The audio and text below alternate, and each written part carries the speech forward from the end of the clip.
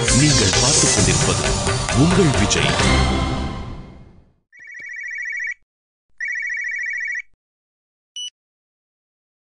Hello hello, சொல்லுங்கப்பா. ஹர்ஷா, அர்ஜென்ட்டா உங்ககிட்ட ஒரு விஷயம் சொல்லணும். அதுக்காக தான் கால் பண்ணேன். என்னப்பா சொல்றீங்க? உன் பிறப்புல ஒரு ரகசியம் இருக்கு, அதை நீ தெரிஞ்சுக்கணும். 23 வருஷமா உங்ககிட்ட சொல்லாத இந்த விஷயத்த இப்ப நீ அதை தெரிஞ்சுக்க வேண்டிய நேரம் வந்துருச்சு ஹர்ஷா. உன்னை பெத்த தாய் கும்பகோணத்துல இருக்கிற ராஜிதான்.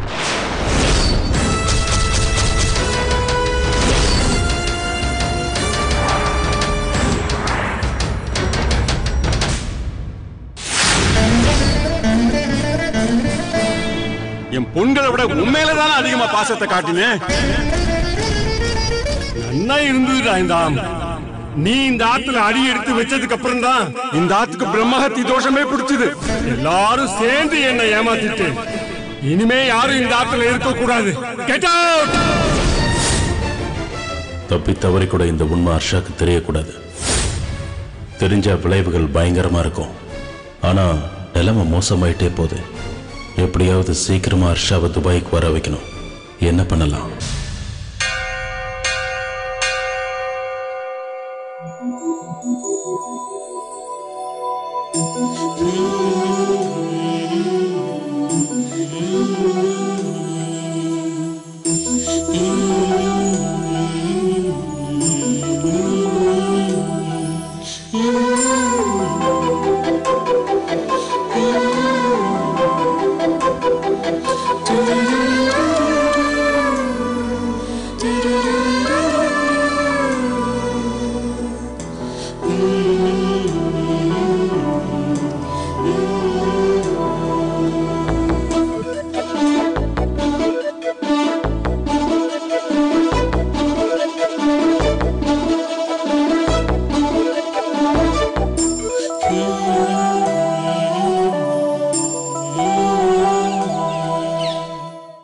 இன்னைக்கு எப்படியாவது ஸ்ருதி கிட்ட ப்ரப்போஸ் பண்ணிடணும்.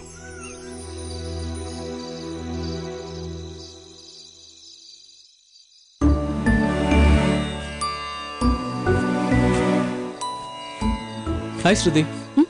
என்ன இந்த நேரத்துல துணி காய போடுறீங்க? தாத்தா நாளைக்கு பூஜை பண்ணணும், மடி உலர்த்தணும். அதான் பண்ணிட்டு இருக்கேன். தாத்தாக்காகவா? தாத்தா ரியலி லக்கிங்க. ஏன்னு கேட்க மாட்டீங்களா? ஏன்? உங்களை மாதிரி அழகான பேத்தி, ஐ மீன் உங்களை மாதிரி 24 hours ஹெல்ப் பண்ணக்கூடிய பேத்தி கிடைக்க தாத்தா கொடுத்து வச்சிருக்கணுங்க. நீங்க மாத்தி சொல்றேன். இப்படி ஒரு தாத்தா கிடைக்கிறதுக்கு நான் தான் போன ஜென்மத்துல கொடுத்து வச்சிருக்கணும். அதான் எனக்கு நல்லா தெரியுமே. உங்களுக்கு மத்தவங்களை விட தாத்தா மேலதான் அதிக பாசம். இன்ஃபேக்ட் நீங்க பேசுறத பார்த்து என்னுடைய டாக்குமெண்ட்ரி டைட்டில கூட தாத்தா சொல்லை தட்டாதேன்னு மாத்தலாம்னு முடிவு பண்ணிட்டேங்க.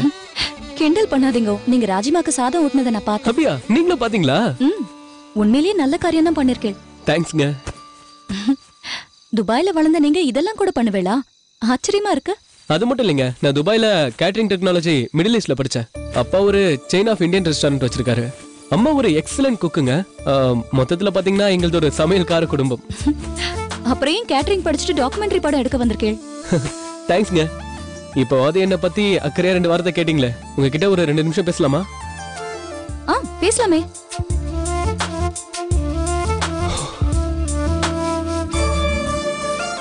அதாவது என் வயசுல இருக்கிற மத்தவங்களை விட நான் கொஞ்சம் டிஃப்ரெண்ட். எல்லாமே கொஞ்சம் வித்தியாசமா செய்யணும்னு ஆசைப்படுவேன். அப்பாக்காக கேட்டரிங் படிச்சேன். நியூஸ் ரீடர் ஆகணும்னு ஆசைப்பட்டேன். பட் செட் ஆகல. மியூசிக் அகாடமில கூட சேர்ந்தேன். அதுவும் செட் ஆகல. என் வாழ்க்கையில நிறைய சாதிக்கணும்னு ஆசைங்க. ஆனா இப்ப நீங்க நம்ம கல்ச்சரை பத்தி டாக்குமெண்ட்ரி எடுக்கிறேன். இது எவ்வளவு பெரிய விஷயம். உண்மையை சொல்லணும்னா டாக்குமெண்ட்ரி எடுக்கிறதுக்காக நான் இந்தியாவுக்கு வரலங்க. ஒரு பொண்ணுக்காக தான் நான் இந்தியாவுக்கு வந்திருக்கேன். நான் துபாயில இருக்கும்போது கெட்டுவோட அண்ணா கல்யாண வீடியோவை லேப்டாப்ல பார்த்துட்டு இருந்தேன். அதை பார்த்துட்டு இருக்கும்போது வானத்துல மின்னல் அடிச்ச மாதிரி அப்படி ஒரு அழகான பொண்ணை நான் பார்த்தேன். அப்படியே ஸ்டன் ஆயிட்டேன். அப்படி ஒரு அழகு அந்த பொண்ணுக்கு. அந்த பொண்ணு யாருன்னு தெரிஞ்சுக்கலனா எப்படி? உங்களுக்கு கூட அந்த பொண்ணை பத்தி நல்லாவே தெரியும். அவ பேரு ஸ்ருதி.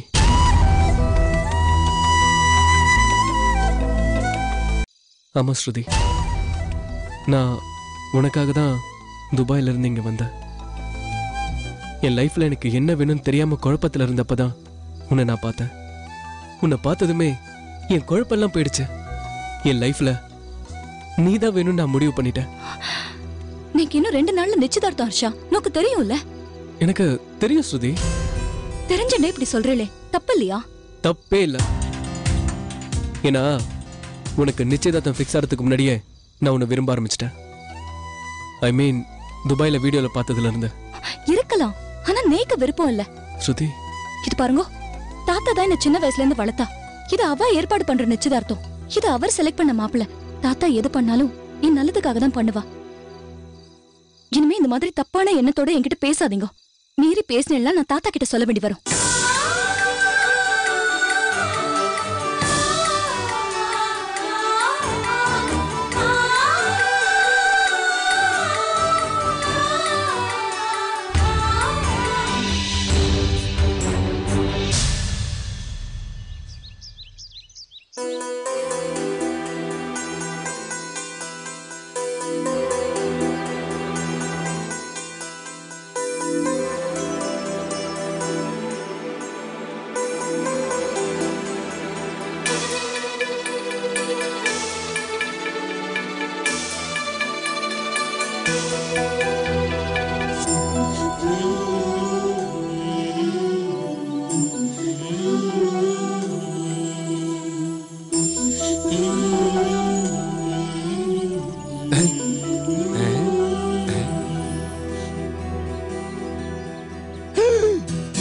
பாவி, ஏண்டா என்னடா ஸ்ருதி போட்டோ பாத்துக்கிட்டு இருக்க?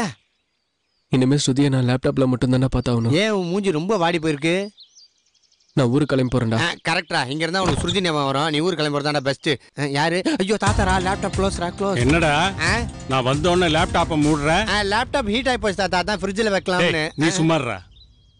ஹர்ஷா, தாத்தா அன்னைக்கு நீ ஆவணி ஆவட்டத்தை வீடியோ எடுத்தியாமேடா? ஆமா தாத்தா. அதை ஒரு தினம் போட்டுக்காமி. ஏன் தாத்தா எல்லாரும் கரெக்டா பொருள் போட்டுருக்காங்கன்னு செக் பண்ணுமா? நீ வாய மூடுறா. ஹர்ஷா நீ போட்டுக்காமி. சரி தாத்தா, இதோ காட்டுறாருங்க.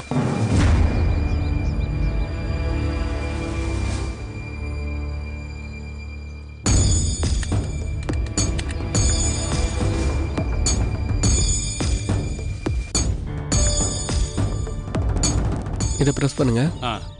இதுவா? ஆமா தாத்தா.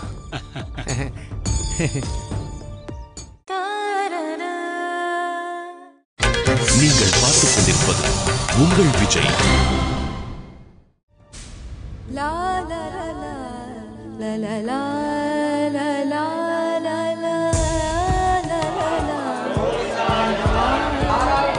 நேர்ல பாக்குறத விட இந்த கேமரால எடுத்ததை பாக்குறதுக்கு ஆவணி ஆவட்டம் ரொம்ப அழகா இருக்குடா. ஆமா தாத்தா, ஆமா. என்னடா கிட்ட எனக்கு பயமா இருக்கு. ஆமா கொடுத்துட்டேன், இப்ப ஃபீல் பண்ணு.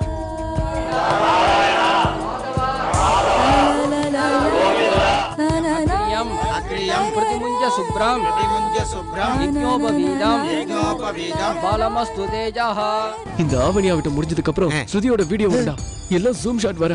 அட பாவி, அப்புறம் எடுக்க லேப்டாப்ப கலைமாமணி விருது மாதிரி அவர்கிட்ட கொடுத்தேன். அவர் தான் கேட்டாரு, நான் என்ன பண்ணேன்? சரி போய் ஏதாவது பண்ணு போ. இரு அவசரப்படாத, ஏதாவது சமாளிப்போம். போடா.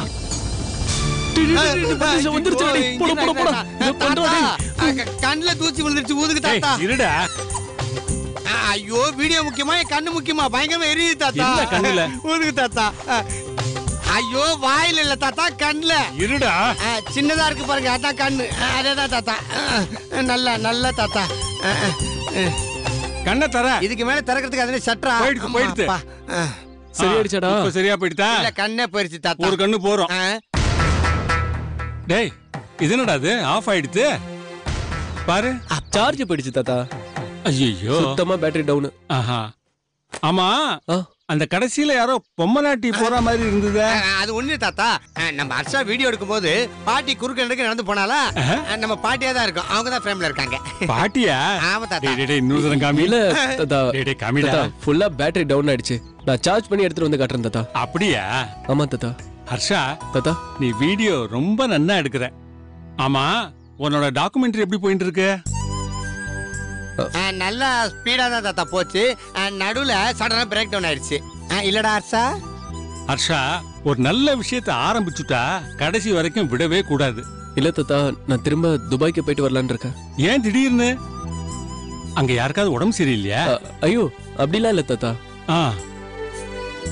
இதுதான்டா இந்த ஜெனரேஷன் பசங்க கிட்டயே ப்ராப்ளம்.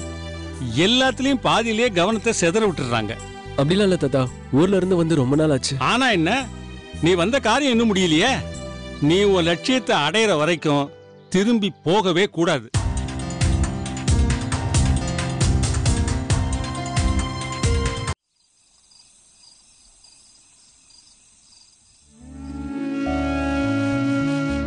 நீ உன் லட்சியத்தை அடையிற வரைக்கும் திரும்பி போகவே கூடாது. திரும்பி போகவே கூடாது.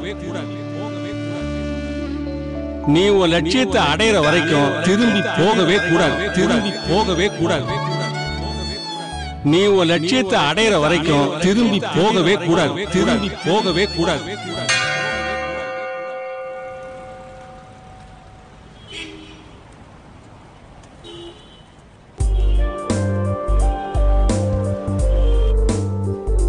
சார் சொல்லுங்க தம்பி.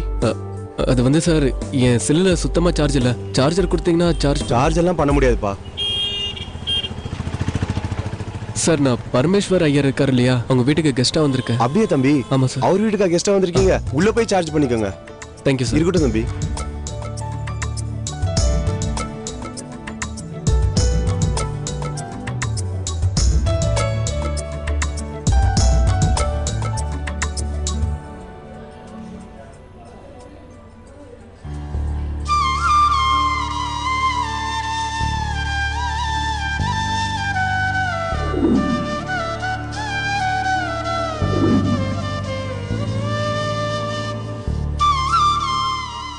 இவங்க பிருந்தா ஆண்டி தானே?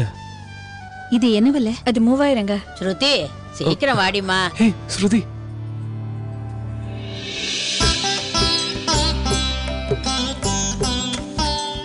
பாட்டி உட்காருங்க. இந்த புடவையை பாருங்க.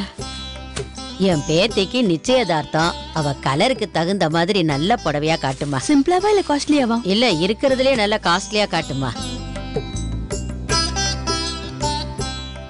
பொண்ணுக்கு நிச்சயதார்த்தத்துக்கு எடுத்து கொடுக்கறது இன்னும் நல்ல காஸ்ட்லியா காமிங்க. ஒரு 5000 10,000 ரூபாய் பாக்குறீங்களா? பரவாயில்ல, நல்ல கிராண்டா இருக்குமா? கிராண்டா இருக்கும். இந்தாங்க, இத பாருங்க. Very nice. இது ஸ்ருதிக்கு நன்னா இருக்கும். இது பில் போட்டு பேக் பண்ணிடுங்க. ஸ்ருதி, இத பாருமா.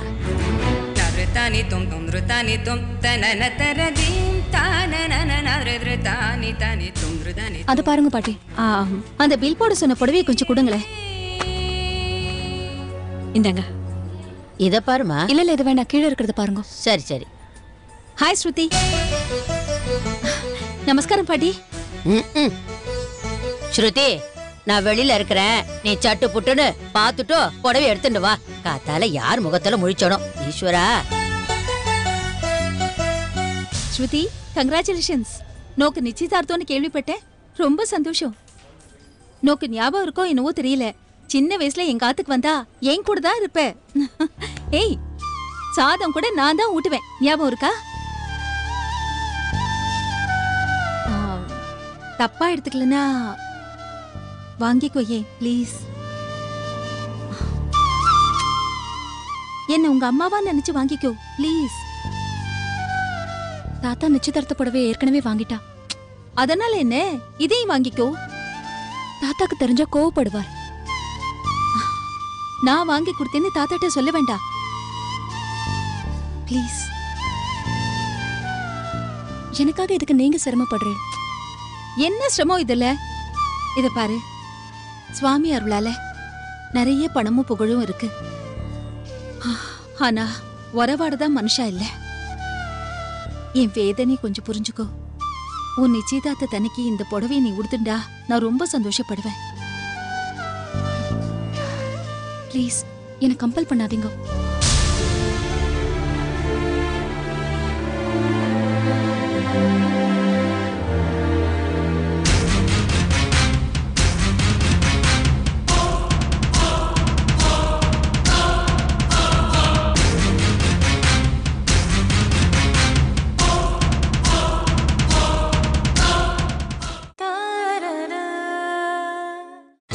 நீங்கள் பார்த்துக் கொண்டிருப்பது உங்கள் விஜய். ஹாய். இந்த புடவை ஒரு நிமிஷம் கொடுங்களேன். ஏய் ஆ, இந்த புடவைய ஸ்ருதி நிச்சயதார்த்தத்துக்கு கொடுக்கணும், அவ்வளவுதானே? அதை நான் பாத்துக்கிறேன். It's a promise. ஏய் ஏய் என்னடா இவன் பாட்டுக்கு வந்தா புடவை வாங்கிட்டு போயிட்டே இருக்கான்னு பாக்குறீங்களா? சாரி. ஹாய் மர்ஷா, துபாயில கிட்டுவோட ஃப்ரெண்டு. கிட்டு இப்போ உங்க அப்பா அதாங்க பரமேஸ்வர் ஐயர், அவர் வீட்ல தான் கெஸ்டா நான் தங்கியிருக்கேன். உங்க வீட்டு சாப்பாடு செம்ம சூப்பருங்க. ஒரே வாரத்துல 4 கிலோ நான் போட்டிருக்கேன். ஹர்ஷா, அந்த ஆத்துக்கு நான் வேண்டாதவப்பா. நீங்க பிறந்து வளர்ந்த வீடுங்க அது, ஏன் இப்படி எல்லாம் பேசுறீங்க? இருக்கலாம்ப்பா. இப்ப எங்க அப்பாவுக்கு நான் வேண்டாதவளாயிட்டேன். யாருமே என்கிட்ட பேசுறதும் இல்ல. அவரு பேசலன்னா என்னங்க? அவரு சொல்லி கொடுத்த அரிக்காதாவ தான் நீங்க ஊரெல்லாம் பேசுறீங்களே. நீ ரொம்ப சாமர்த்தியமா பேசுற ஹர்ஷா. எல்லாம் உங்க கும்பகோணம் கத்து கொடுத்ததாங்க. எங்க அப்பா ரொம்ப கோவக்காரர். நீ இதுல தலையிடாத ஹர்ஷா, அப்புறம் உனக்கு தான் ஆபத்தாயிடும். என்னங்க பண்ணிடுவாரு? வீட்டை விட்டு துரத்திடுவாரா? துரத்துட்டும், நான் உங்க வீட்டுக்கு வந்துடுறேன். எங்க ஆத்துக்கு எப்ப வேணாலும் வரலாம். You are always welcome. தேங்க்ஸ்ங்க, ஆனா இப்ப இல்ல, உங்க டாடி துரத்துனதுக்கு அப்புறம். சரி அதை விடுங்க. உங்க அரிக்காதா டேலண்ட் பத்தி நிறைய கேள்விப்பட்டிருக்கேன். ஆனா என்ன பிரயோஜனம்? என் சொந்த கதை தான் சரியில்லையே. ஏங்க இவ்வளவு விரக்தியா பேசுறீங்க? ஹர்ஷா, நான் யாரோடலாம் சின்ன வயசுல விளையாடி ஜாலியா பழகினேனோ அவள்லாம் இப்ப என்ன நேர்ல பாக்கறச்சே யாரோ வேத்தாள பாக்குற மாதிரி மூஞ்சி திருப்பிண்டு போறா. இவ்ளோ ஏன் நான் தூக்கி வளர்த்த ஸ்ருதியோட நிச்சயதார்த்தத்துக்கே என்னால போக முடியலன்னா பாத்துக்கோயே. இதுக்கு மேல கஷ்டப்படுறதுக்கு வேற என்ன இருக்கு? ஏங்க நீங்க ஏங்க கஷ்டப்படுறீங்க? நீங்க நிச்சயதார்த்தத்தை பாப்பீங்க, அது என்னோட பொறுப்பு. எப்படிப்பா? நான் அங்க போனாலே அந்த நிச்சயதார்த்தமே நின்னுடும். நீங்க ஏன் அங்க வரீங்க? ரொம்ப சிம்பிள், வெப்கேம்ல பார்க்கலாம். எதுக்கு அவுட் ஆஃப் தி வே எல்லாம் போய் கஷ்டப்படணும் ஹர்ஷா? ஏங்க நீங்க பக்கத்திலே இவ்வளவு சொந்தக்காரங்களை வச்சுட்டு இத்தனை வருஷமா அனாத மாதிரி கஷ்டப்பட்டுட்டு இருக்கீங்க. அதாங்க ஏதோ என்னால முடிஞ்ச கஷ்டத்தை துடைக்க ஒரு சின்ன ஹெல்ப். இப்ப என்னங்க, இந்த புடவைய ஸ்ருதி நிச்சயதார்த்தத்துக்கு கட்டணும். அவ கண்டிப்பா கட்டதான் போறா. நீங்க வெப்கேம்ல பார்க்க தான் போறீங்க, சரியா? இப்ப என்னங்க, இந்த புடவைய ஸ்ருதி நிச்சயதார்த்தத்துக்கு கட்டணும். அவ கண்டிப்பா கட்டதான் போறா. நீங்க வெப்கேம்ல பார்க்க தான் போறீங்க.